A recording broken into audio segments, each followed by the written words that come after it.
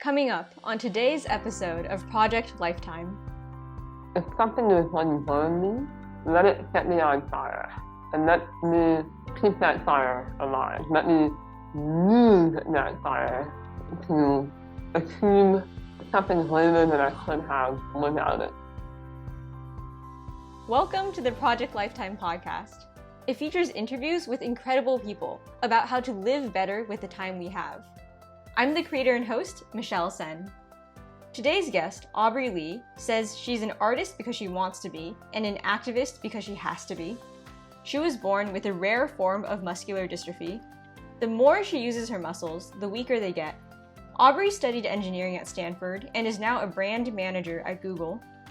Aubrie is creative. She does 3D modeling, fashion modeling, and poetry. She hopes to one day be a full-time artist. Yahoo News and Google have featured Aubrie as a disability activist. She's spoken at many diversity conferences, including one with Michelle Obama. We talk today about her creative goals, intentional living, and the meaning of our lives. If you're watching this on YouTube, you can turn on captions. Let's dive right in. What creative works are you working on these days? Thank you, Michelle. So, I will ask you a question. I also want to just start by saying I'm so excited to be doing this interview with you. I was so glad that we got connected so many years ago. And I just have to say I have been so proud of you. I've been so excited to see what you're working on and to see your website and all your creative projects. So it gives me so much joy to see how far you have come and to see how you are pursuing your passion. Thank you so much, Aubrie. That means so much to me, and you're honestly like a role model to me, so that just fills me with so much joy. Thank you. Thank you, Michelle. So in terms of creative projects I'm working on now, I am slowly, but hopefully surely, working on learning 3D modeling and animation with an open source software called Blender. And I think that you know this already, Michelle, but eventually I want to be able to make film. And the reason I am learning 3D modeling and animation is I have always loved art. I've always loved making art. And so I grew up drawing and painting and writing, doing creative writing. The way I think of it, if I write something and share it with you, the image that you'll have in your mind is going to be quite different from the image I have in mind. And if I draw something, we can get a little bit closer to the image I have in my mind. If I completely animate something, then that is the highest fidelity form of representing the imagery that I have in my mind. I actually have wanted for a long time to be able to convey my dreams, the dreams that I have at night. And in a book, at one point, I read a line that stuck with me. It said, "No relation of a dream can convey that dream sensation." So it's very difficult to convey a dream to another person. I would like to be able to do that. So that is one crazy modeling and animation. Dreams and other stories. I am also hoping to do more creative writing. Even though writing in books a different image in your mind Mm-hmm. compared to mine. I think there is beauty in that. It's beautiful that I can think of something, I can write something, I can share it with you, and then your mind will apply its own imagination to creating something that I didn't even create. So I want to do more poetry. I had a list of creative projects, and one of the items on the list is to write a poem about my hands. So around the beginning of lockdown last year, I lost another muscle in my stronger hand, Mm-hmm. and that was quite disheartening for me because even when transitioning to a wheelchair when I was in my teenage years, walking was never part of my identity. I never felt like walking was crucial to my idea of myself. Mm-hmm. But making art is. Yeah. I've always been an artist, and I've always called myself an artist. And so losing the muscles in my hand has been um, a challenge for me. But it is a challenge that I will take on. I am ready for the challenge. And I had realized that being an artist is not about having hands that work. It is anything I want it to be. And at this point, I would say being an artist is about imagining. And I don't need hands for that. Yes, I resonate with that a lot because when I started getting so I myself also always grew up thinking of myself as an artist, an visual artist, someone who used their hands to draw and their eyes to like visually see things. So for me, like when I got my eye problems, I literally could not even like look at my own artwork anymore. And that also gave me a bit of an identity crisis. Like I thought like what am I if I'm not a visual artist? And I really love the positive attitude you take toward losing one ability and then realizing that it can help you expand your conception of what art is. Because to me, I also began to realize that art is not just sketching. Like that's a very stereotypical view of art. Art is anything, like you said, anything you can imagine. So thank you for sharing that because that's really motivating. And the work I see you create, I know that with your kind of imagination, it's limitless what you can do. Just absolutely limitless. Thank you, Michelle. So is your imagination, Michelle. Thank you. Thank you. Um, More about your imagination. You have a life plan, your Arcaridian, which is online. It's so detailed and so rich and inspiring. It inspired me to make my own life plan and put it on my website. And I'm wondering, how has your own life plan developed over the years? Yes. Just to actually add, I will share with you, Michelle. So, in addition to always having been an artist, I've also always been an engineer of sorts. So I studied engineering at Stanford, where you and I both studied, and I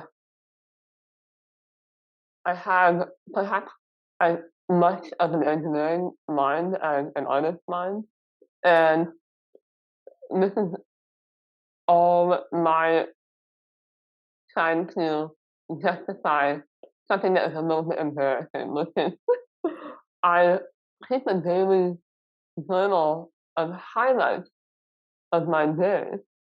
Every day I'll write down highlights, but I keep it in a spreadsheet, not in a Word doc. So some people might think of this as being quite nerdy. And yes, I have several spreadsheets that I use to manage my life.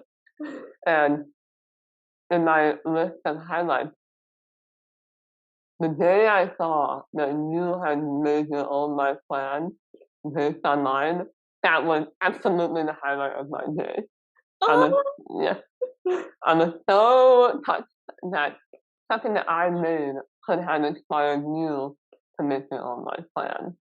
And in the disability community, we are very sensitive to the idea of what some people call inspiration porn, where people say, "Oh, if this if this person with these disabilities could do it, then you have no excuse," or "You should be grateful for what you have in life because other people don't have that." And I don't support the idea of profiting off of other people's disadvantages or situations, but I think there's nothing wrong with inspiration itself. It's only a question of who is the one being inspired. Yes. And in this case, I was able to inspire you, and I'm so happy about that. Um, yeah, to be able to inspire a younger generation of the disability community is so meaningful to me. So, for my life plan, how has it changed over time? So you've heard the story of my current iteration of my life plan, which I wrote over the course of a weekend in September of 2019. And sometimes when I tell that story, it sounds as if I just had that design inspiration and then did it. But it's actually a longer story than that. I have been questioning and exploring my own path in life since I was little. And I kept a journal um, that I've written in every year since I think I was 11 years old. And some of the recurring themes in that journal are, why am I not doing enough? Why am I wasting my time? Why am I not doing what I know in my heart that I want to do? Why can't I just make myself do it? So this has been a tension of mine for a long time. And when I when I was in school, I think that tension was always under the surface, but it never. I um I was always distracted enough by school that I didn't. I understand how I remember making a life plan in those years. School was an environment in which external deadlines and external pressures kept me moving. Maybe not always in the direction I wanted to go, but especially when stats are being on the quarter system, everything was so fast paced. And I liked that. I liked feeling like I'm making the most of my time. Then I got to Google, full time employment. And there isn't quite the same level of quota system there, or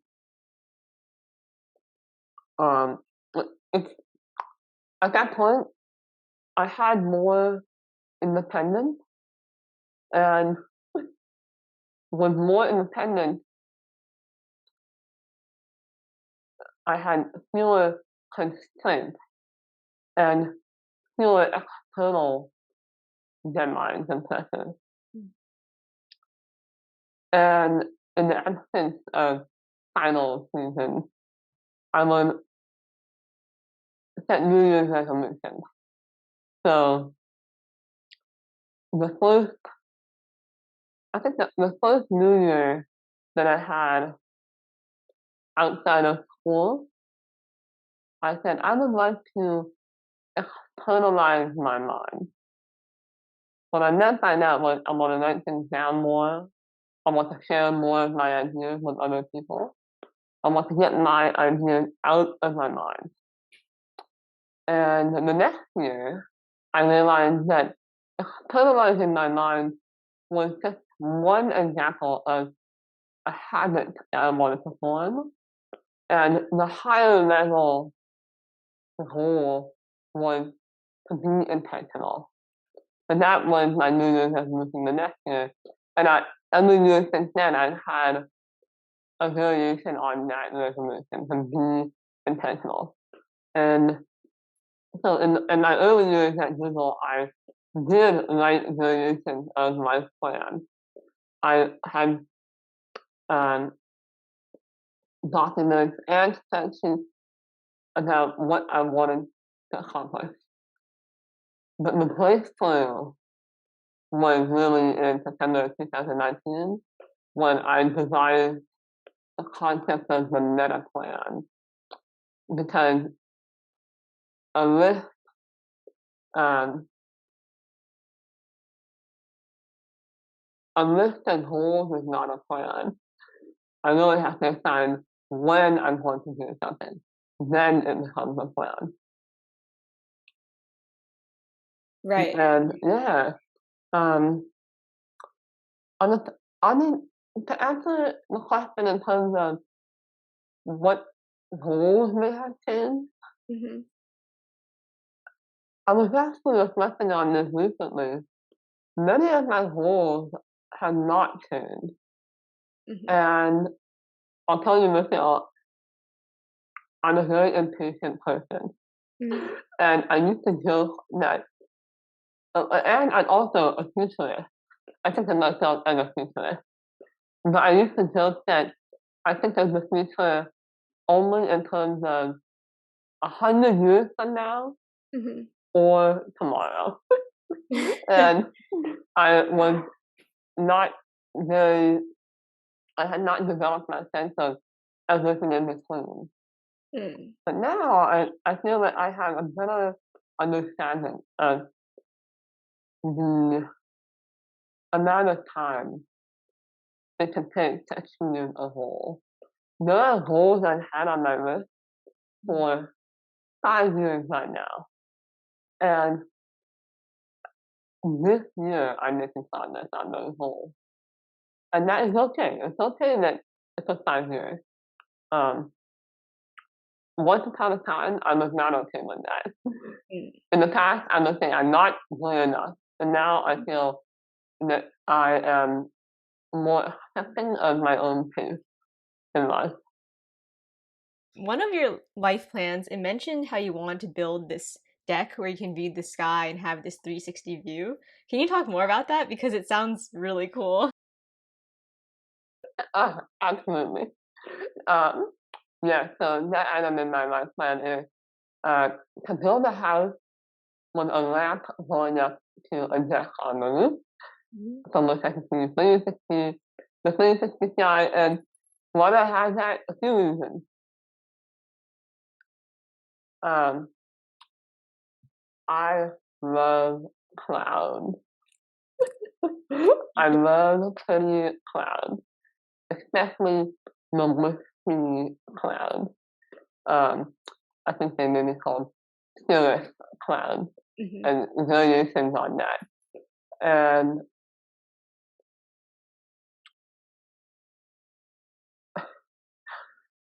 my family found old footage from when I and my siblings were children, and so old family videos.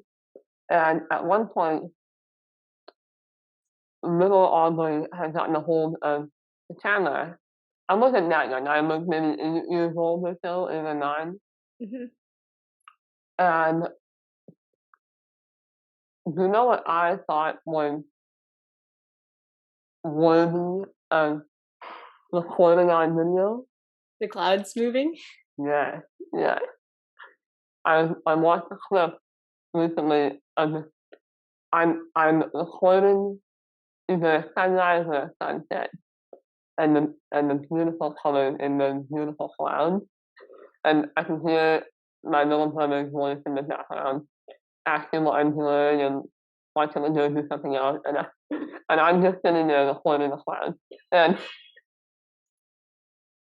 so I have almost found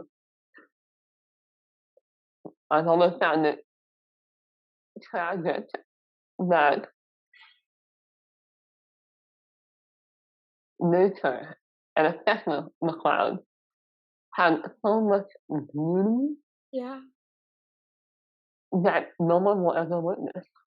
Right. That there are moments where the clouds are in a certain orientation and there's just no one there to witness it. Mm. And I think I need to let go of that. I need to be okay with that. But as much as possible, I want to be there to witness the beauty of those clouds. And um, no, there's no window big enough to let me see enough of the clouds. So I want to be on the roof with nothing in between me and the clouds. And I I want to I want to be that witness and feel that inspiration from nature. That's perfect. Thank you. Another point I will say about that is I don't want an elevator going up to this. I want a ramp Mm. because I like ramps more than elevators. Yeah. And this house that I build, I want to be a, a quintessential example of what a well-designed and accessible house can be. And Yeah. not only functional, of course it must be functional, Mm-hmm. but also beautiful. Yes. Yes. I I believe that with your skills, you could design a house so aesthetically beautiful that everyone will want to visit it and enjoy it and just be in the beauty of the space. Thank Like, you. yeah. You will have to come over myself. We will have fun. Absolutely. Absolutely. I myself, I make a point of going outside or at least looking through the window to watch both the sunrise and the sunset every day. Like, to me, it's a wonderful marker of time because no matter what, no matter how frenetic our lives get, the sunset and sunrise always happen. And they're always beautiful and they remind me to slow down. So I really resonate with what you said about like clouds and watching them. And I'm wondering, like, do clouds ever appear in your dreams? Because then I started thinking about your movie, the movie you want to make showing your dreams. And I almost feel like your recordings of clouds and depictions of them would fit really nicely in that, maybe. That is a great question. I don't recall any recent dreams in which I've seen clouds. Um, okay, actually, all right, here's an example. This was not my witnessing clouds, but it was a surreal, well, actually not, a surreal experience of flying up through the atmosphere Mm. and then passing through a layer of either clouds or some other dimension, like but passing into another dimension. And then I think there's one more layer above that. And um, yes, I think I had there had been clouds in my dreams, but I don't have a memory of watching clouds in my dreams. They Mm. had been there. Um, about 3D animation, yes, I have wanted to generate sunrises and sunsets. And if I succeed, I will show you. Although I think I should say when I succeed, I will show you. Yes, I love that. Perfect. Yeah, I think that it's really interesting how in your dreams you are the one who is flying and who is completely 100% free and unbounded. That's almost like I feel like all of us, whether we walk or roll or however we move about, most humans can't really fly naturally, but in our imaginations and by using our creativity, we can bring ourselves to that kind of stage where we're truly limitless and floating. So I just think it's so cool you feel it in your dreams. Yeah, thank you. Yeah. Yeah. Dreams are so much fun. Yeah. They're a fascinating topic. Yeah. I know you read a lot about science and biology and neuroscience. Like, have you learned anything about dreams specifically?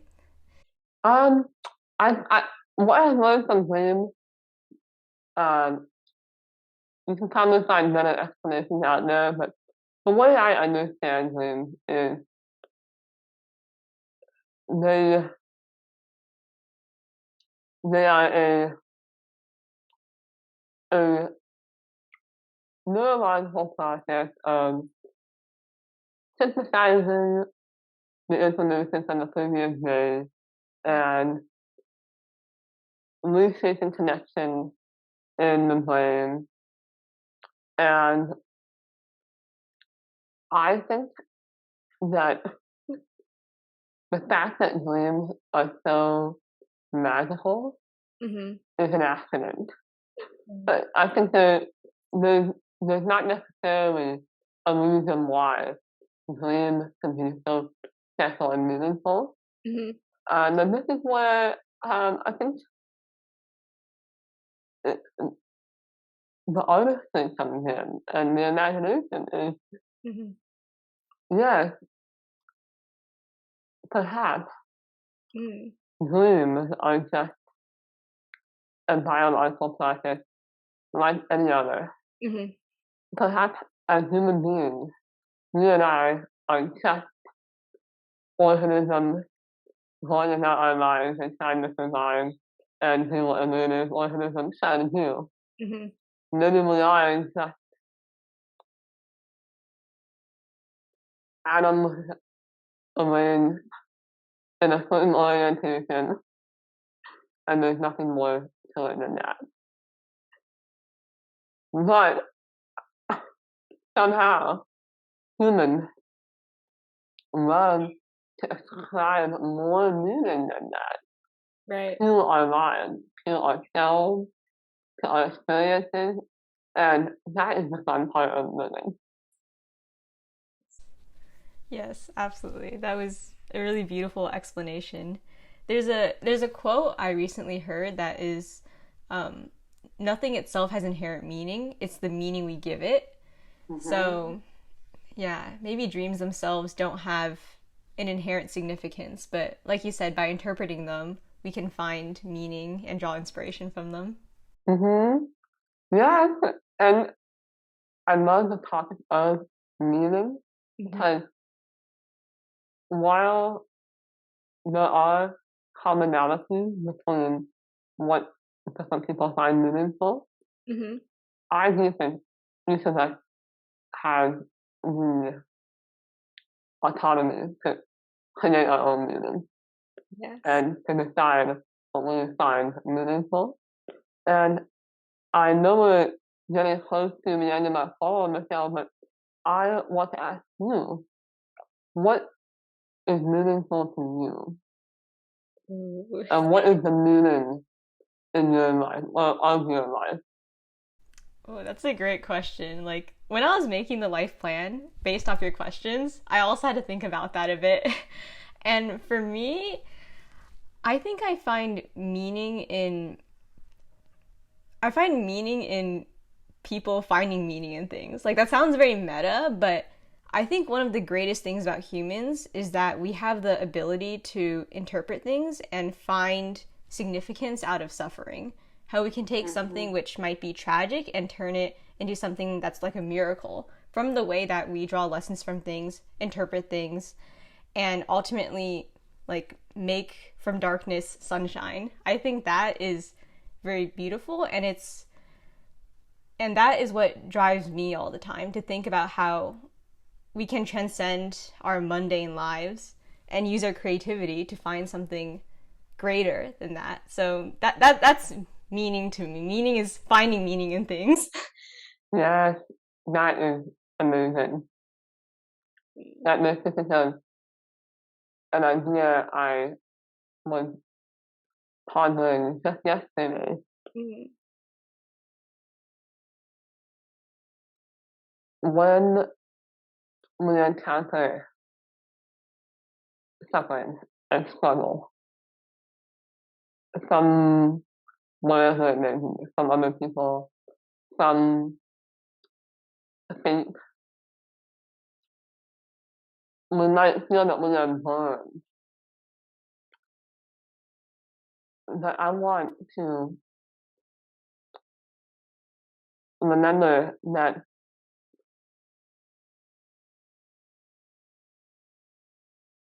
if something is going to burn me, let it set me on fire. And let me keep that fire alive. Let me use that fire to achieve something greater than I could have without it. Wow, that is just, I'm speechless. That's such a beautiful image to keep in mind. I think that's a great way to close off the interview. My last question to you is, how can the audience members best support you and your work? Like, feel free to plug absolutely anything about you. Thank you, Michelle. I appreciate it. I have a website, aubreelee.com. I started a Patreon. I currently have 0 patrons. That's okay. Maybe in 5 years I'll have 1 patron. We'll see. But yeah, if you feel like supporting me there, I would love that. I have a Venmo, I have PayPal, I have a lot of those systems. But even if you just follow me on Instagram or Twitter, or send me a note. If you just send 1 note, I appreciate all forms of support. Thank you. Yes. And also I think it's great you're so proactive in setting up a Patreon and Venmo, stuff like that, because when the people do come along and see that you have that up, they know how serious you are about making this dream into a reality, of making creative work your full-time work. So yeah, major props to you for doing that. That is going to get a lot of people thinking about how they can best contribute to you. Thank you, Michelle. Yes, that is the dream. Aubrie Lee is multi-talented. I know that she's going to achieve all her goals. My top 3 takeaways from today's interview are these. First, live intentionally. Don't live by default. Aubrie has a wonderful video and article describing how she's made a life plan, which lists both her goals and, most importantly, how and when she'll actually achieve them. Second, it's okay for goals to take longer than expected. Aubrie has had goals on her life plan list for 5 years that she started working on just now, and that's totally fine. We need to better understand the time that things can take. And third, we have the autonomy to create our own meaning and decide what's meaningful. Aubrie's very clear on what's meaningful to her. She constructs her life to maximize her joy. What's meaningful to you? What dreams are you chasing? For the episode transcript and notes and links to Aubrie's work, go to projectlifetime.com. There, you can also comment on, rate, or subscribe to Project Lifetime. My personal website is michellecen.com. That's michellecen.com. You can go there to learn more about my work and subscribe to my newsletter. Thank you, listener, for tuning in. What were your takeaways? I'd love to hear them. May you be happy, well, safe, peaceful, and at ease.